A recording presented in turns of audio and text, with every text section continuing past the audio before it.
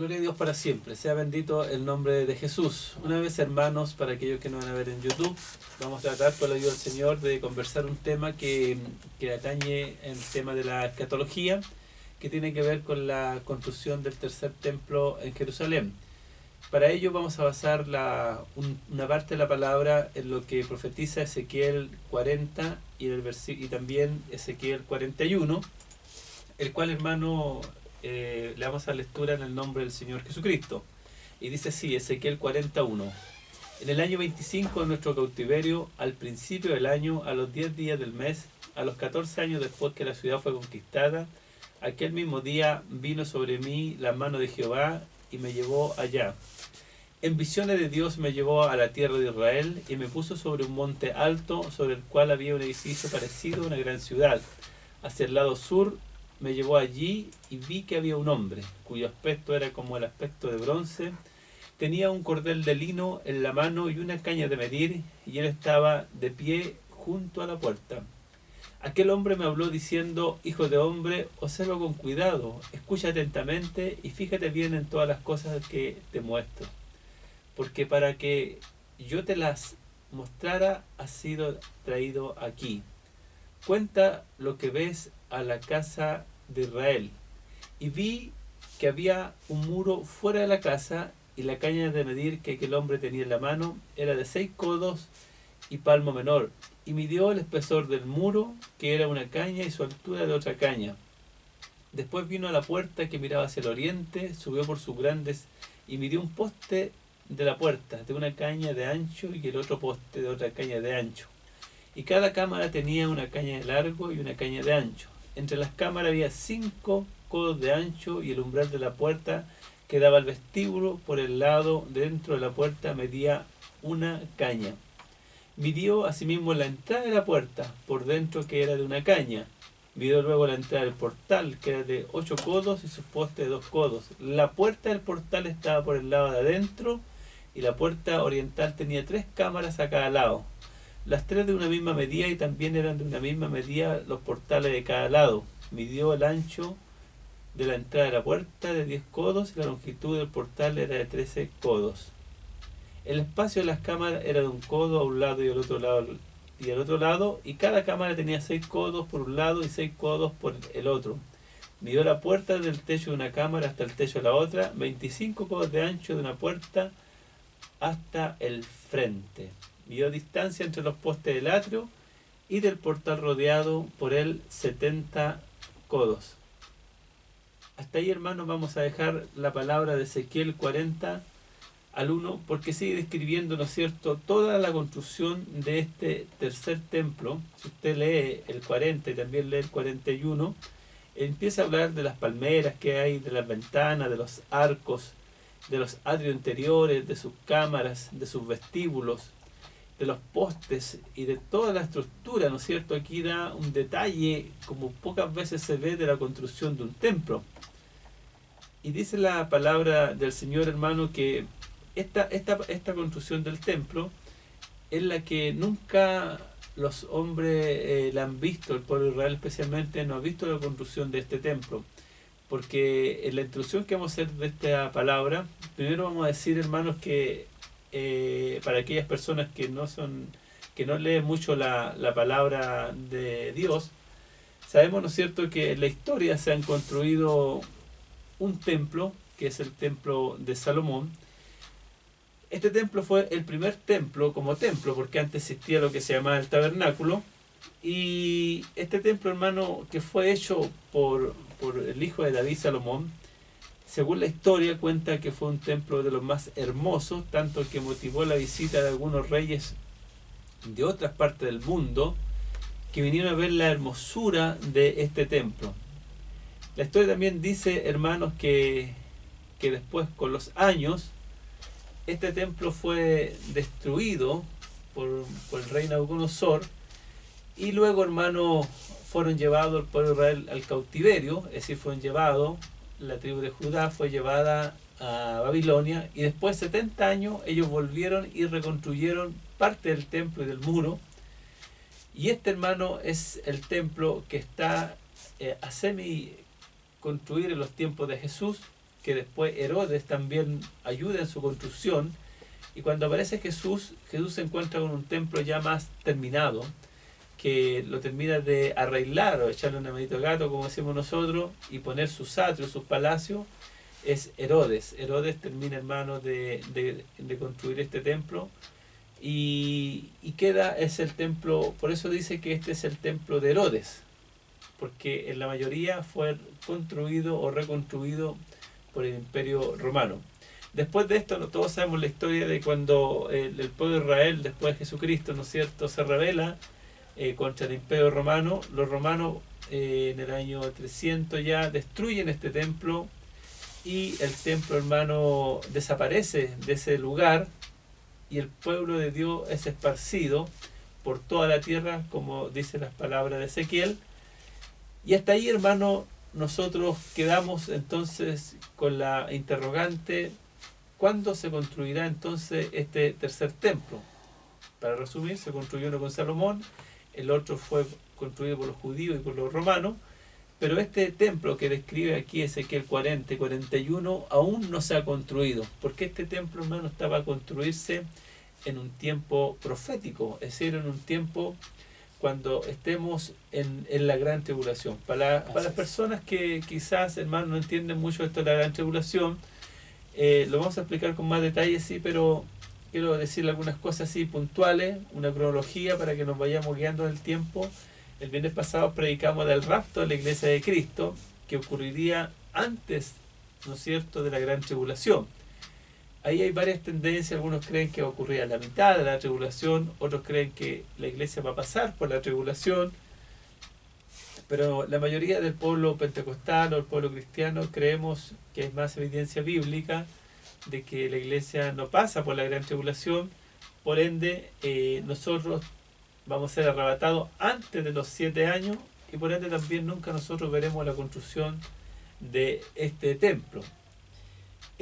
A los 3 años y medio, como dice en la profecía de las 70 semanas de Daniel, que en la última semana, ¿no es cierto?, ocurrirá un hecho que ha ocurrido otras veces, pero este es el clima de este hecho, que es cuando venga la abominación desoladora, y este ser que nosotros leemos, que la Biblia le llama como el anticristo, se siente, ¿no es cierto?, en el templo de Dios, según Tesalonicenses capítulo 2, y sea adorado como Dios. Bueno, para que se siente en el templo que profetiza, que dice Ezequiel y que dice Primera de Tesalónica, tiene que haber un templo que hoy en la actualidad no está, pero que está muy pronto a construirse, y esa es la historia y esa es la noticia que queremos darle a ustedes de la que está pasando en Israel con respecto a los preparativos de la construcción del tercer templo o el templo de Ezequiel. Hermano Javier. Amén. Súper buena la introducción.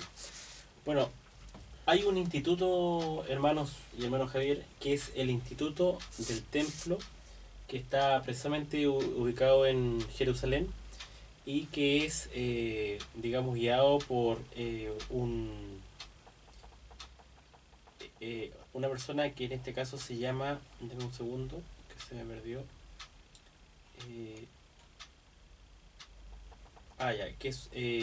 que es un rabino, que es el que está dirigiendo toda la construcción del templo. Amén. Construcción que en este caso no está haciendo propiamente tal ni física, pero sí que en este caso se está comenzando con algunas partes que yo les voy a mencionar. El rabino se llama Nahum Eliezer. Amén. Que es, digamos, la persona que está en este caso dirigiendo toda lo que es la construcción. Ahora, ¿con qué han partido?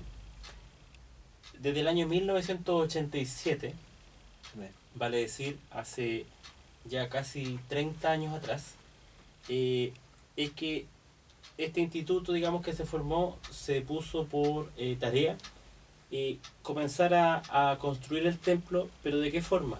Con lo que iba para ellos, según ellos, a demorar más, que eran precisamente no los muros físicos, no traer las puertas, no digamos hacer todo lo que dice la palabra de Dios ahí en que tú leíste, sino que precisamente cuáles son los artículos del templo, ¿verdad?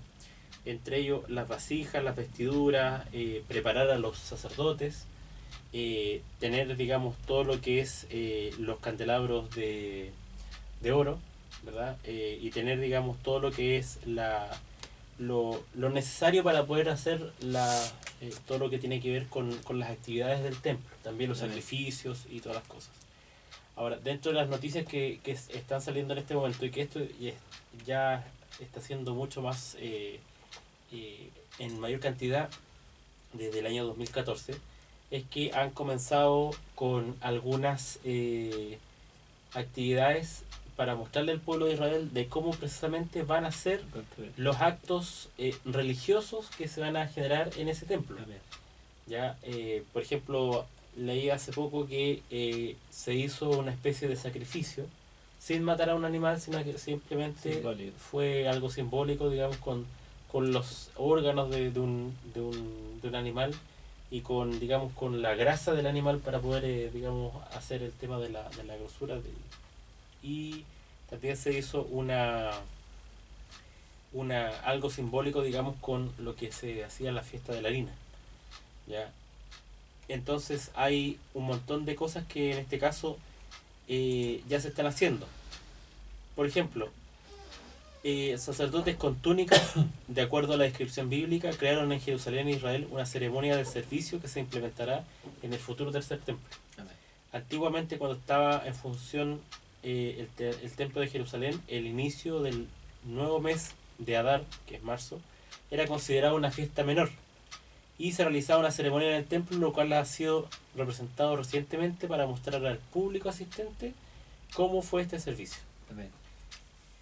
El ritual se basa en el libro de Números 28, 11 al 15, que es el mismo sacrificio ofrecido en la Pascua y en la fiesta de Pentecostés, que es Shavuot, que señala el aspecto sagrado del nuevo mes, sonidos de trompeta especiales y se han añadido a la celebración. La organización del Instituto del Templo, en conjunto con el nuevo Sanedrín y otras organizaciones del templo, llevaron a cabo una recreación del servicio, tal como se realizó en la antigüedad. La ceremonia tenía la intención de ser educativa para los espectadores y un ensayo para los sacerdotes capacitados para el tercer templo. Amén. O sea, digamos, ellos están preparando todos los detalles para que este templo, una vez construido, pueda funcionar lo más rápido posible. Amén. Ya, y incluso, bueno, obviamente que desde el primer ministro de Israel hacia abajo están todos preocupados y muy preocupados para que esto se pueda generar en forma pronta y que funcione, digamos, tal como está establecido. Ahora, cuando la gente está preguntando qué necesidad tiene, por qué el apuro del pueblo de Israel por reconstruir el templo, como ya dije antes, ¿no es cierto? Cuando Salomón edificó el templo, tenía un propósito que era poder hacer los sacrificios de expiación por el pecado. Correcto. Desde que el año 70, ¿no es cierto? Después, cuando fue destruido el templo que había sido reconstruido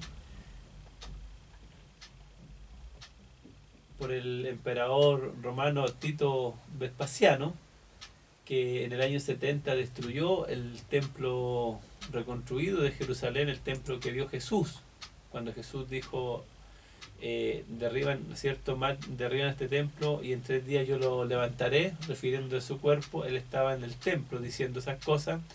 Es el mismo templo que sale en Mateo 24, cuando Jesús les dice, cuando sus discípulos en una forma muy inocente le dicen al Señor, lo pasean por el templo y le dicen: mira, Señor, qué lindo el templo, y le muestran las piedras, las incrustaciones, todo.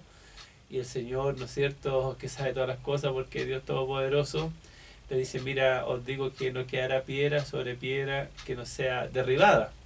Y cuando Tito Vespasiano, ¿no?, conquistó y destruyó el templo de Jerusalén, los soldados romanos, según Josefo, que es un gran historiador judío romano, dice de que ellos rompieron piedra por piedra para poder sacar las incrustaciones de diferentes piedras preciosas que habían incrustado allí los judíos.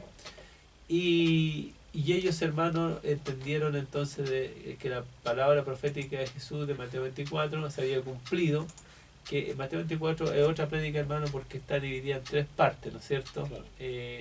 Pero en una de esas partes que tiene que ver con lo que pasó, con lo que va a pasar y con lo que está pronto a pasar, el Señor le da a entender que eso se cumplió grandemente porque el templo fue destruido tal como lo dijo. Entonces, al destruir el templo ellos no tienen dónde hacer un sacrificio por el perdón de sus pecados.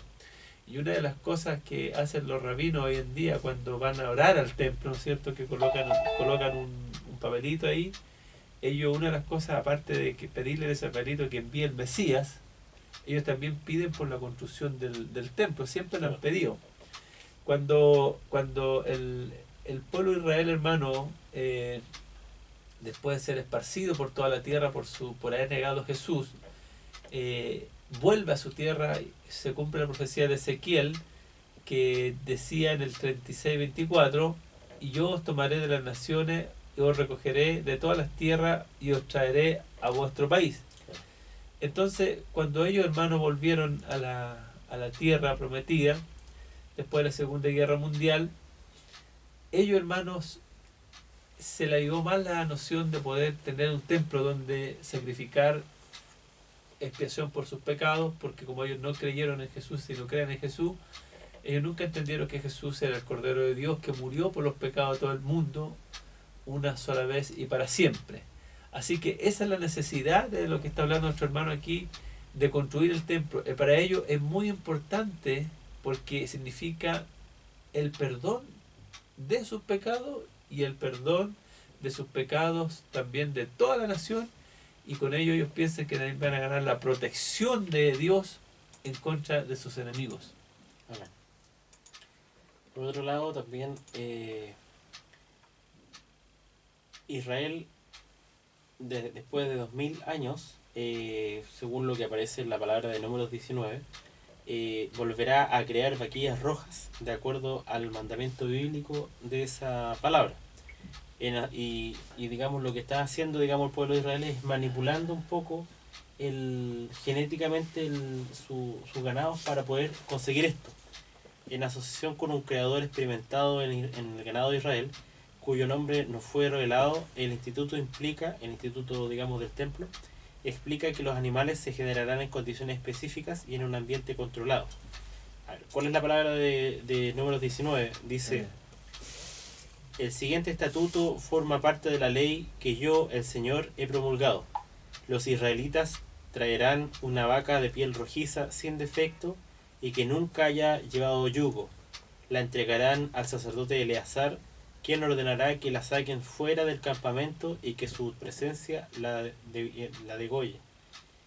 Después el sacerdote Eleazar mojará el dedo en la sangre y rociará 7 veces en dirección a la tienda de reunión. Hará también que la vaca sea incinerada en su presencia. Esto es lo más importante, ellos quieren conseguir, obviamente, que las cenizas de esta vaca rojiza sean digamos, esparcidas, digamos, y con eso van a poder conseguir la expiación de los pecados. Amén. Se quemará la piel, la carne y la sangre junto con el excremento. Luego el sacerdote tomará ramas de cedro y de hisopo y un paño escarlata y lo echará al fuego donde se incinera la vaca. Finalmente el sacerdote lavará sus vestidos y se bañará. Después de esto podrá volver al campamento, pero quedará impuro hasta el anochecer. El que incinere la vaca lavará también sus vestidos y se bañará y quedará impuro hasta el anochecer. Es lo que se repite. Un hombre ritualmente puro recogerá las cenizas de la vaca y las llevará a un lugar puro fuera del campamento. Allí se depositarán las cenizas para que la comunidad de Israel las use como sacrificio expiatorio junto con el agua de purificación. El que recoja las cenizas de la vaca lavará también sus vestidos y quedará impuro hasta el anochecer. Este será un estatuto perpetuo para los israelitas y para los extranjeros que vivan entre ellos. Ahora, ¿qué es lo que ocurre? En este momento el ganado o las vacas que ellos tienen en Israel no cumplen precisamente con las especificaciones que la palabra del Señor pide. Bueno, que en este caso sea 100% de pelos rojos. Claro, aquí en número 19.2.5 dice, esta es la ordenanza de Jehová, de los hijos de Israel, que traigan una vaca bermeja. Bermeja es roja. Roja, claro. Y un poco eso es lo que estaban hablando. Dice, de acuerdo con Israel National News, los embriones... porque van a inseminar digamos, a una especie específica de vacas rojas en Israel para precisamente que quede con la pureza que la palabra en este caso dice. Y por esa razón es que los embriones congelados de la raza Red Angus fueron trasladados a Israel para luego ser fertilizados en las primeras matrices. La becerra es precisamente que sea perfecta y totalmente roja, es fundamental para el trabajo de los sacerdotes del templo, quienes llevarán a cabo el sacrificio. Según el libro de Números, sus cenizas se utilizarán para la purificación ritual. Esta es la penúltima pieza para el pleno restablecimiento de la obra sacerdotal en Jerusalén. La última es sin duda el Arca de la Alianza. Amén. Varios expertos en profecías están comentando el anuncio del Instituto del Templo. La opinión casi unánime es que en 3 años los animales estarían listos para ser sacrificados y ser utilizados en el servicio del templo, de acuerdo con los requisitos bíblicos en Génesis 15:9. Hace tiempo, hermano, ya nos llegó una foto, ¿no es cierto?, que usted la puede googlear, y aparece la vaca ya bermeja pastando en los montes de Israel. Este instituto del templo de la montaña, ¿no es cierto?, Del monte. de la montaña igual, dice aquí, dice la palabra de Dios que ellos, hermanos, entonces ponen su esperanza en un animal para que sus pecados sean perdonados, pero la verdad, hermano, si supieran que murió por ellos, ¿no es cierto?, pagó el precio de sus pecados. Por eso cuando ocurra esto, hermano, se va a cumplir una profecía que se encuentra en Zacarías 12:10, cuando el Señor aparezca en las nubes de los cielos y ellos estén con sus sacrificios que no agradan ya más a Dios, porque ya no hay sacrificio por el pecado. Dice la palabra del Señor que cuando el Señor traiga su reinado sobre la tierra, dice, y derramaré sobre la casa de David, es decir, sobre el pueblo de Israel, y sobre los moradores de Jerusalén, espíritu de gracia y de oración. Y mirarán a mí, a quien traspasaron, y harán llanto sobre él, como llanto sobre unigénito, afligiéndose sobre él como quien se aflige sobre primogénito. Un día, y hermano, este llanto se va a hacer patente en Israel cuando mirarán al que traspasaron, mirarán a Jesucristo descendiendo de una nube del cielo y se darán cuenta que el que mataron en Jerusalén, hermano, era el verdadero Salvador del mundo. Él era el Salvador del mundo. Yeshua Hama Shiai, él es el Salvador del mundo, y él, hermano, es quien murió por sus pecados. Él es el que pagó con su sangre por nuestros pecados. No los animales que estamos hablando aquí, que ellos creen que eso van a hacer, porque expiación es eso. Claro. Expiación, ¿no es cierto? Bien, la palabra es cubrir. Con la sangre de estos animales cubren el pecado. Pero la Biblia dice que nada más pueden hacer porque lo cubren. En cambio, la sangre de Jesucristo dice que lava y que limpia de todo pecado. Amén. Sea bendito el nombre del Señor. Así es. Además, el Instituto del Templo ha anunciado que ha producido más de 70 objetos sagrados, sobre todo las vestiduras del sumo sacerdote, ¿ya?, que es el efod, incluyendo el pectoral con incrustaciones de piedras preciosas, ya que en este caso tiene 12 piedras preciosas que en este caso simbolizan al pueblo de Israel, a las 12 tribus. Amén. Solamente el pectoral les costó casi $160,000. ¿Ya? Aquí más o menos vamos a entregar algunas cifras para que los hermanos puedan tener en cuenta también de las cosas que en este caso ya se están produciendo hace bastante tiempo. También hay trompetas de plata, arpas de madera, bandejas para recoger la sangre de los sacrificios, un incensario, una mesa donde está el pan ritual, ¿ya?, que en este caso es una mesa de oro, ¿ya?, es una mesa completamente de oro. El candelabro, que es la menorá, hecha de 90 kilos de oro y un peso total de 1,5 toneladas. Este candelabro, hermanos y hermanas, es precisamente el candelabro de los 7 brazos, ¿ya?, que corresponde a las 7 iglesias que aparecen en el Apocalipsis. Amén. una de las preguntas, ¿no es cierto?, que la gente se hace, ¿dónde se construirá el templo? Porque hablamos que vamos a construir el templo en Israel, pero ¿en qué parte? Bueno, aquí es donde empezamos con el problema. Sí, Porque la mezquita, hermano, se diera a construir según el templo de Dios, ¿no es cierto?, el tercer templo de Ezequiel, se debiera construir al lado de la mezquita de la roca o del monte, que donde existe un pedazo de tierra vacante. Algunos dicen que donde están las caballerizas de Salomón en el antiguo templo, allí, ¿no es cierto?, es justo el lugar donde los árabes pusieron la mezquita, el domo, ¿no es cierto?, que es esa cúpula que brilla, no sé si es de cobre, de bronce, que está en Israel, y de donde ellos dicen que salió el profeta Mahoma, ¿no es cierto? Así es. Pero otros estudios han dicho también que esa es una parte de donde está el templo, y hay un lugar que está, nuevo estudio arqueológico, que está en un costado, y de ese lugar también se puede construir el templo. De hecho, hace tiempo vino aquí a la radio, ¿no es cierto?, a hablar un hermano judío cristiano, y que nos explicaba este tema, que no era necesario, ¿no es cierto?, destruir el domo para poder construir el templo. Según los estudios arqueológicos, el lugar donde construyeron el domo de la roca es un lugar erróneo. De allí no estuvo el templo y está en otro lugar. Entonces, algunos dicen, por ejemplo, que no hay para qué derribar el domo de la mezquita de la roca o del monte, o también, hermano, hacerlo en un costado.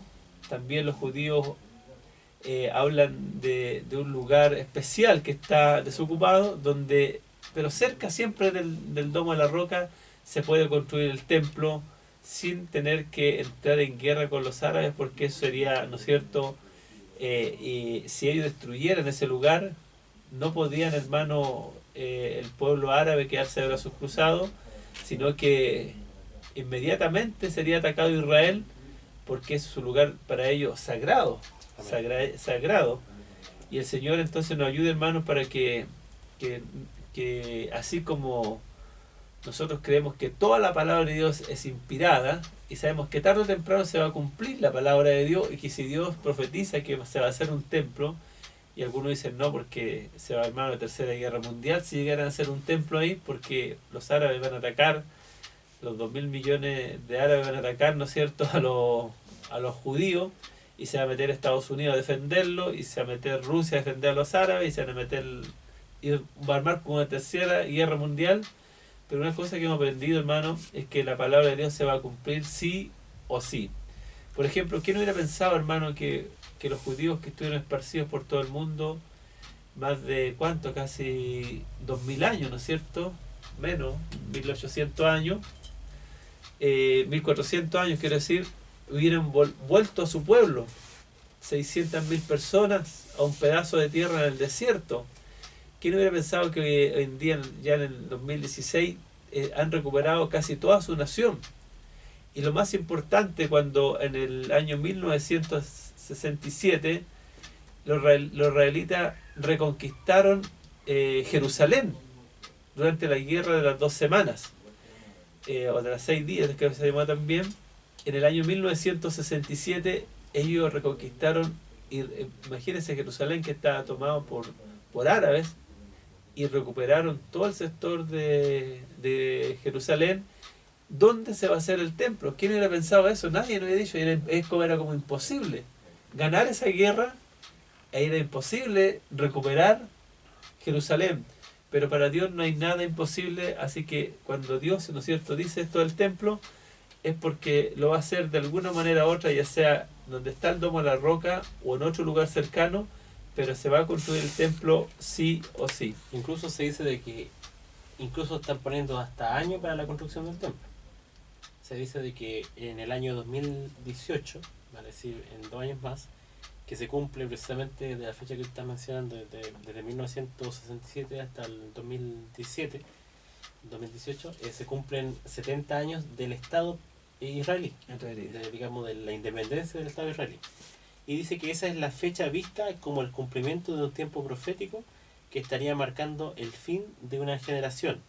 Es decir, si todo está listo en 3 años, es decir, 2015, desde el año pasado, 2016, 2018, Israel podría reanudar los sacrificios rituales en la misma época en que se espera el cierre de un ciclo profético. Es de destacar el hecho de que el anuncio fue hecho en la víspera del periodo anual de 3 semanas, cuando los judíos en todo el mundo lloran la destrucción del templo de Salomón y el segundo templo o el templo de Herodes.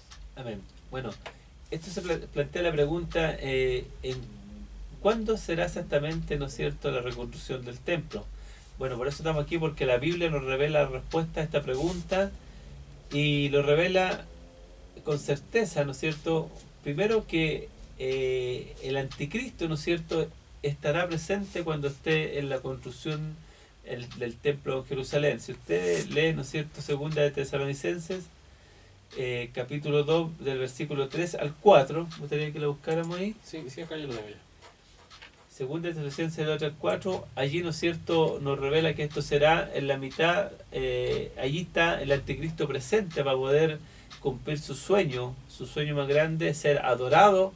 Imagínense, adorado por el mismo pueblo de Dios. Aquí aparece. ¿Qué dice la palabra del Señor en segunda de Tesalonicenses? Dice, nadie os engañe en ninguna manera, porque no vendrá sin que antes venga la apostasía. Amén. Y se manifieste el hombre de pecado, va a decir el anticristo. Amén. El hijo de perdición, el cual se opone y se levanta contra todo lo que se llama Dios o es el objeto de culto, tanto que se sienta en el templo de Dios como Dios, haciéndose pasar por Dios. Claro. Ahí, por ejemplo, vemos que cuando él, hermano, esté en el mundo, manifestado ya el anticristo, tendrá que sentarse en el templo de Dios. Claro. Y el templo de Dios está a punto de ser construido. Por eso sabemos, hermanos, que la venida del Señor está pronto, porque si la iglesia no pasa por la gran tribulación, nosotros no veremos al templo construido y tampoco veremos al anticristo. Ahora, en la mitad de la tribulación va a pasar algo a los 3 años y medio, según el profeta Daniel en el capítulo 9, en el versículo 27, dice, por otra semana más confirmará el pacto con muchos y a la mitad de la semana hará cesar el sacrificio y la ofrenda. Después, con la muchedumbre de las abominaciones, vendrá el desolador hasta que venga la consumación y lo que está determinado y se derrame sobre el desolador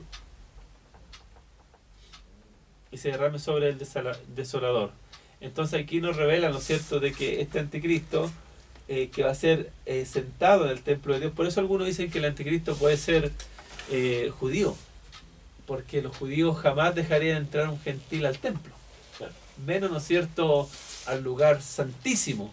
O sea, solamente algunos piensan de que el anticristo puede ser algún descendiente de la tribu de Leví, porque una característica de poder ministrar en el templo, que los sacerdotes tenían que ser descendientes de la tribu de Leví, tenían que ser sacerdotes. Entonces ahí podemos pensar eso también, o lo otro, que él se imponga por la fuerza, ¿no es cierto?, y entre en el templo por la fuerza para ser adorado. Pero esto ocurrirá según la profecía de Daniel a la mitad de la semana, es decir, en la mitad de la gran tribulación. Él mostrará lo que es realmente, porque cuando aparezca el anticristo, Israel lo va a recibir pensando que es el Cristo, porque el Señor se los profetizó, les dijo, porque yo vine en mi nombre y en el nombre de mi Padre y vosotros no me recibisteis. Pero en los postreros días, ¿no es cierto?, hablando del futuro, esto del anticristo, vendrá otro en su propio nombre y a ese le recibiréis. Hablando del anticristo, cuando el anticristo aparezca, porque vendrá con señales, vendrá con prodigios, vendrá con milagros y aún hará descender fuego del cielo. Entonces el pueblo de Israel dirá, este es el Cristo que nosotros siempre esperamos, no a un Jesús, hijo de un carpintero que entró sentado sobre un asno como su gran libertador. No, este sí que es nuestro libertador. Y es por eso que la palabra del Señor nos dice que les van a recibir y también dice que harán un pacto de muerte con él, porque no saben con quién se están metiendo. Pero a los 3 años y medio el anticristo muestra su garra y se revela como lo que es y pide ahora, hace cesar, dice aquí, los sacrificios y la ofrenda. En otras palabras, él ahora pide la adoración no para Dios. En un momento él está en la adoración a Dios, camuflado como mucho, sino que en este momento se revela contra el pueblo israelí y dice, no, yo soy su Dios. Yo soy el que soy, yo soy el Padre Eterno, el Príncipe de Paz, y va a citar las profecías de Isaías, porque ellos mismos dijeron de que él era su Mesías. Eso va a ocurrir a los 3 años y medio, y ahí va a cesar lo que estamos hablando aquí, que es el sacrificio en el templo de Dios. Entonces ya tenemos una pista aquí de saber de que estos sacrificios que se harán en el nuevo templo durarán solamente 3 años, 3 años y medio. Amén. Por otro lado, el líder y fundador del instituto, el rabino Chaim Richman, en otras ocasiones ha confirmado que sabe exactamente dónde está el arca desaparecida desde la toma de Jerusalén por los babilonios. Preguntado nuevamente sobre el asunto, reiteraron que mantienen una tradición de siglos y afirman que está en un túnel excavado en el tiempo de Salomón. Cuando llegue el momento se mostrará al mundo. El mes pasado se anunció que se puede financiar la construcción del tercer templo para que el gobierno lo autorice. Una campaña en línea ya ha recaudado dinero por ello desde el año pasado. En realidad dicen de que han recaudado más de 300 millones de dólares para la construcción de este templo. Hicieron una colecta y ya han recaudado, digamos, este dinero. El único inconveniente, como tú mencionabas, dice, de esto es que el sitio ahora está ocupado por 2 mezquitas musulmanas. Así es. Un lugar que está al centro de Jerusalén, pero no bajo el control del gobierno de Israel. Así es. Para los judíos que estudian las profecías sobre el fin de los tiempos, la restauración de los sacrificios rituales en Jerusalén es el inicio del proceso de aparición del Mesías esperado por ellos. Amén. Para la mayoría de los cristianos que estudian escatología, es la aparición del anticristo que dependerá de la restauración del templo y los sacrificios, de acuerdo a la interpretación de Daniel 9:27, bueno, lo que estábamos mencionando. Amén. Hay una división de opiniones sobre el tercer templo. Una corriente teológica sostiene que solo se construirá durante la gran tribulación, otros creen que solo estará de pie otra vez durante el reinado milenario de Cristo en la tierra. Amén. Bueno,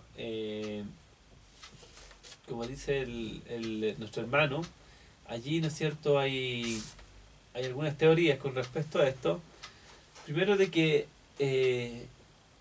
hay que diferenciar 2 cosas, que las traté de explicar otro día, pero quiero explicarla con más para otro programa. Que hay 2 cosas. Una es la parousia, ¿no es cierto?, que tiene que ver con el rapto de la iglesia de Cristo. Y lo otro es con la segunda venida de Cristo en forma visible. Primero Cristo vendrá en forma, por decirlo así, para que entendamos, forma invisible, a buscar a su pueblo. Luego, después de la gran tribulación, ¿no es cierto?, cuando esté reinando el anticristo y la tierra está siendo azotada por la ira de Dios, al final de los 7 años, el pueblo de Israel, ¿no es cierto?, que quedó, ¿no es cierto?, va a defender esta posición del templo y se va a dar cuenta que es un pacto de muerte con el anticristo. Pero el anticristo va a rodear al pueblo de Israel con todos los ejércitos del mundo. Va a traer a Gog y a Magog, ¿no es cierto?, que son los rusos y los chinos, 200 millones de soldados.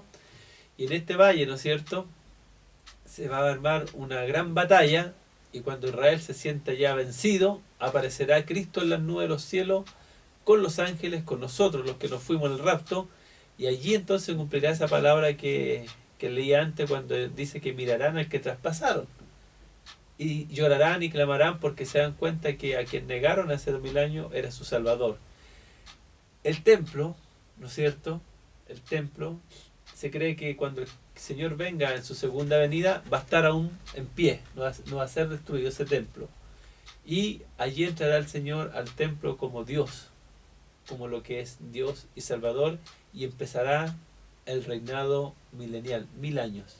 O sea, eso quiere decir que echa por tierra de que el templo se vaya a construir después de la tribulación. Claro. Va a ser antes. Va a ser antes, durante el inicio de la gran tribulación.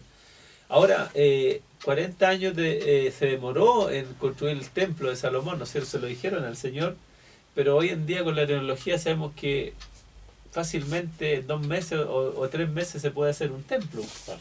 Bueno, nosotros que sabemos la parte de la construcción, sabemos que un edificio en menos de un año lo tienen levantado, un edificio de 21 pisos, con todo este sistema moderno del hormigón, el fierro, herradura, todo lo hacen rápidamente. Todo prefabricado. Es impresionante, hasta la escala hoy día vienen prefabricadas y llegan, la ensamblan nomás de los pisos y tiene todo hecho.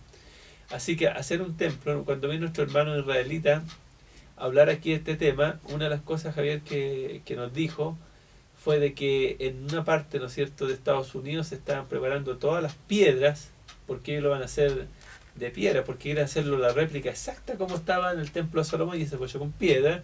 Estaban todas las piedras cortadas. Lamentablemente aquí no puedo mostrar el video de cómo las tienen cortadas para armar el templo.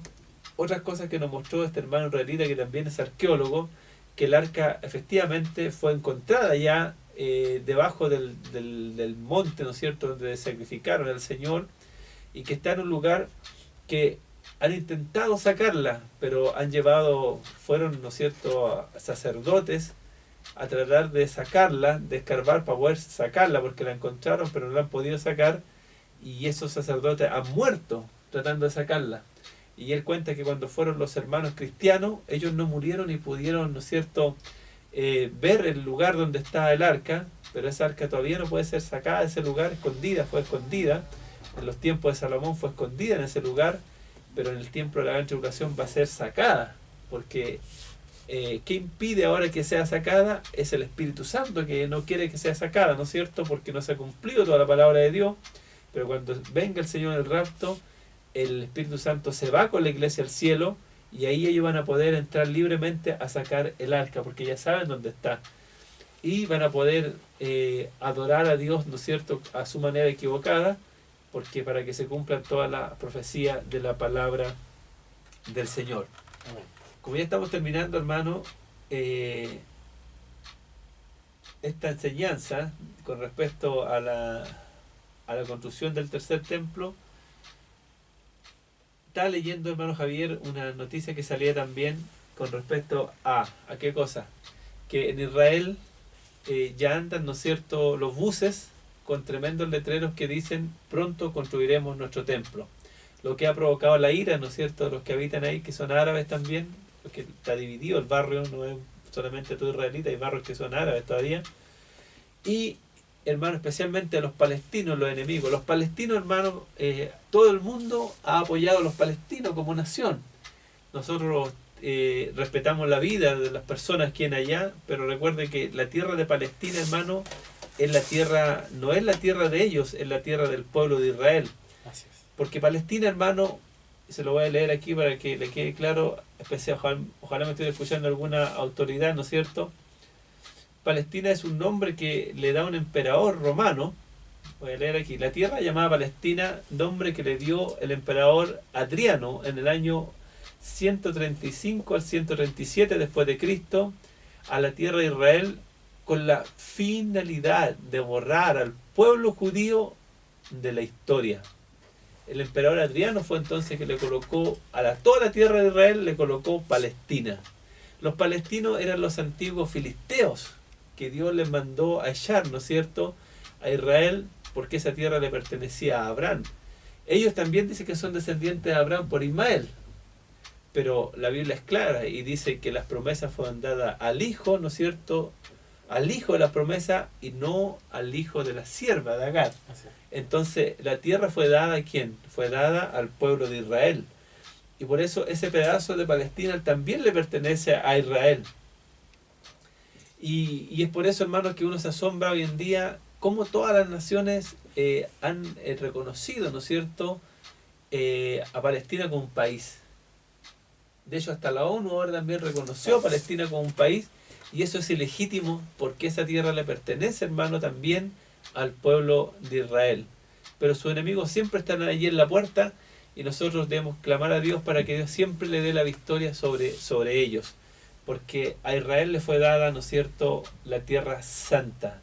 Sea bendito el nombre del Señor. Amén. Sí, sí. Y el Señor Jesucristo, nuestro Salvador, nació, ¿no es cierto?, de los judíos. Él es judío, israelita, y de él viene la salvación, dice, viene de Israel. Así que oremos por el pueblo de Israel, hermanos, porque son muchos sus enemigos están en su propia tierra y está rodeado de enemigos. ¿Te has fijado? Que está rodeado, ¿no es cierto?, por un lado por los sirios, por otro lado por los persas, que corresponde a Irán, a Irak, por la parte de abajo por todos los árabes, que donde está Arabia Saudita, donde está Egipto, todo, hermano, todo contra el pueblo de Israel. Así es.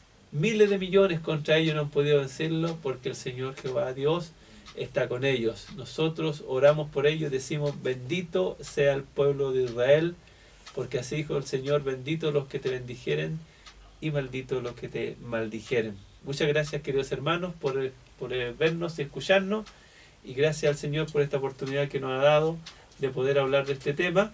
Yo sé que hay algunas dudas, pero con la ayuda del Señor en otros programas la vamos a ir aclarando. Así es. Bendiciones, Dios les guarde.